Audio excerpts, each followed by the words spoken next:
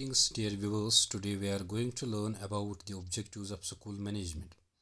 When you have a clear understanding of the objectives of school management, it will become easy for you to manage that school properly.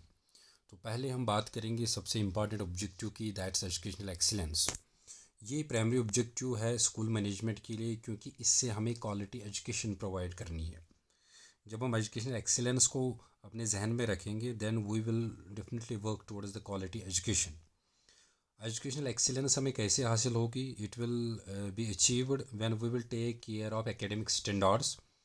जब हम curriculum को design properly करेंगे और effective teaching learning methods को हम use करेंगे और अपने लर्निंग एनवायरनमेंट को हम कंड्यूसिव बनाएंगे फॉर द स्टूडेंट्स।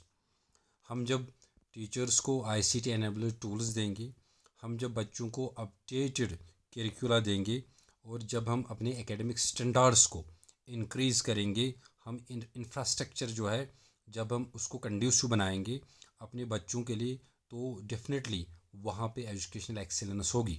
हमारे टीचर्स को ये पता होना चाहिए कि आजकल के वक्त में कौन सी मेथडोलॉजी को हम यूज़ करें, कौन सी पैडागोजी को हम यूज़ करें, so that they can effectively deliver in the classroom in order to achieve this educational excellence.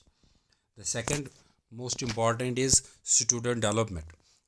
Our second objective is student development because जो स्कूल मैनेजमेंट का बेसिक मकसद ही है दैट्स कि ये हमें बच्चों की डेवलपमेंट होनी चाहिए। नाउ डेवलपमेंट में हमें ये ख्याल रखना है कि आजकल होलिस्टिक डेवलपमेंट में हमें ध्यान देना है, इंक्लूसिव डेवलपमेंट पे हमें ध्यान देना है। हमें बच्चों में क्रिटिकल थिंकिंग डेवलप करनी है, हमें बच्चों में प्रॉब्लम सॉल्विंग स्किल्स डेवलप करनी है, हमें बच्चों का कैरेक्टर एंड उसकी इमोशनल इंटेलिजेंस पे ध्यान देना है। हमें इस बात का भी ख्याल रखना है कि जो क्लास हमारा होता है it is a heterogeneous population. यहाँ पे इंडिविजुअल डिफरेंस है, एक बच्चे में एक कैपेबिलिटी है, वो दूसरे बच्चे में दूसरी कैपेबिलिटी होती है। इसलिए we have to keep all the things in to mind, especially we have to keep the individual difference in mind so that we can develop all the students of our school. Number third is that we have to efficient resource allocation. School management में जो हमारा resource होता है, चाहे ये budget की बात हो, फाइनेंस की बात हो, चाहे जो ह्यूमन रिसोर्स वहाँ पे होता है like teaching and non teaching staff होता है या सपोर्टिंग स्टाफ होता है, और हमारे जो बच्चे हैं वो हमारा रिसोर्स है, और जो हमारे पास इंफ्रास्ट्रक्चर है वो हमारे पास रिसोर्स है। अब इसको कैसे हम इंटेलिजेंटली एंड एफिशिएंटली यूज़ करें, तो ये हमारा एक ऑब्जेक्टिव होना चाहिए कि हमें इसको बड़ा एफिशिएंटली और इंटेलिजेंटली यूज़ करना है, क्योंकि रियलिटी यही है जो आपके पास अवेलेबल है। अब आपके पास जो अवेलेबल है उस चीज़ को आप एफिशिएंटली कैसे यूज़ करोगे, और आपको करना भी है, तभी जाके आप अपने स्टूडेंट्स को बेनिफिट दे सकते हो, तभी जाके आप अपनी सराउंडिंग कम्युनिटी को बेनिफिट दे सकते हो। और हमें जो हमारा चौथा ऑब्जेक्टिव है that safety and wellbeing measures, we have to ensure, हमें ऐसा एनवायरनमेंट में स्कूल में बनाना है जिसमें हर एक सेफ फील करे, चाहे टीचर्स हो चाहे बच्चे हो। तो वहाँ पे हमें किसी भी किस्म की कोई ऐसी लापरवाही नहीं करनी है जिसमें हमें कोई बच्चा जो है डिस्क्रिमिनेशन का शिकार हो या कोई बच्चा बुलिंग का शिकार हो। हमें हमेशा सेफ्टी मेजर्स पे ध्यान देना चाहिए। हमें जो बेसिक इक्विपमेंट्स है जो एक स्कूल में होने चाहिए in case of to evade the incidents, like अगर कभी कभी फायर इंसिडेंट्स या कुछ हो तो उसको बेसिक जो चीज़ें रिक्वायर होती है, firing extinguishers and other things, we should have that. और हमें इस बात का ख्याल रखना चाहिए कि बच्चे अगर लैब में जाएंगे तो वहाँ पे उनको फिज़िकली कोई हर्ट ना हो, तो केमिकल्स के साथ वो डील करेंगे, तो accordingly we have to address all the issues. या कोई बच्चा किसी भी डिस्क्रिमिनेशन का शिकार नहीं होना चाहिए, कोई बच्चा एलिनेशन का शिकार नहीं होना चाहिए। हमें हर बच्चे को, चाहे उसमें कितनी कैपेबिलिटी है, किस किस्म की कैपेबिलिटी है, चाहे कोई इंडिविजुअल डिफरेंस भी हो, स्टिल हमें एक ऐसा कंडीसिव एनवायरनमेंट बनाना है जहाँ पे हर एक सेफ्टी एंड सिक्योरिटी जो फील करे। हमें वाशरूम्स पे ध्यान देना है, वाशरूम्स को अप टू डेट रखना है, वाशरूम्स को क्लीन रखना है, और बोथ चाहे जेंट्स के लिए हो, चाहे वीमेंस के लिए हो, चाहे बॉयज़ के लिए हो, चाहे गर्ल्स के लिए हो, तो सब के लिए जो हमें ये फैसिलिटीज़ अवेलेबल रखनी है।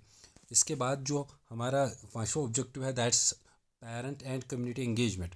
हमें इस बात पे ध्यान देना चाहिए कि हम अपने स्कूल को आइसोलेट ना करें, बल्कि स्कूल को हम कम्युनिटी में ले जाएं। कम्युनिटी में लेने का मतलब है कि जो सिविल सोसाइटी के मेंबर्स होते हैं, जो पेरेंट्स होते हैं, तो हमें उनको ये कंसेप्ट देना है कि ये स्कूल आप ही का है। तो वो कैसे मुमकिन है? हमें उनके साथ पेरेंट टीचर मीटिंग्स करनी है, हमें कम्युनिटी को इन्वॉल्व करना है, हमें कम्युनिटी की हेल्प लेनी है, ताकि जो हमारा मिशन है, हमारा मिशन ये है कि हम अपने स्कूल की ओवरऑल डेवलपमेंट करें। तो कम्युनिटी के ज़रिए हम अपने स्कूल को काफ़ी डेवलप कर सकते हैं। हमें प्रोफेशनल डेवलपमेंट में ध्यान देना है, जो हमारा ऑब्जेक्टिव नंबर 6 होना चाहिए।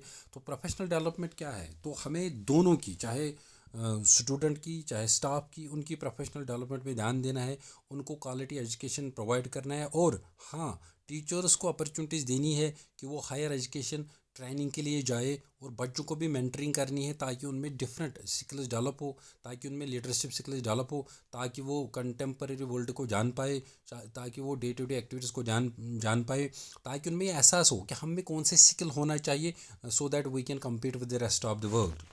Then the objective 7 is which very much important, that is data driven decision making.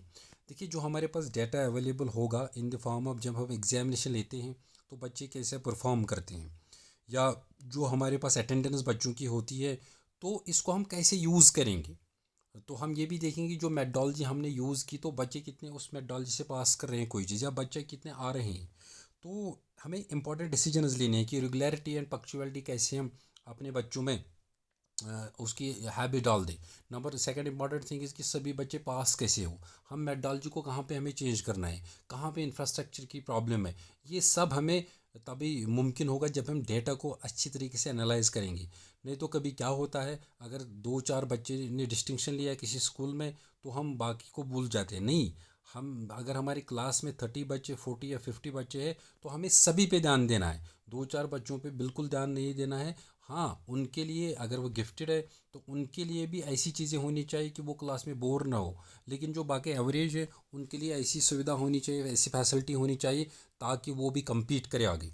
Now जो इम्पॉर्टेंट है, that is the financial sustainability. हमें अपने स्कूल के फाइनेंसेस को बड़े अच्छे तरीके से यूटिलाइज़ करना चाहिए, ट्रांसपेरेंट तरीके से यूटिलाइज़ करना चाहिए, अकाउंटेबिलिटी मेंटेन करनी चाहिए।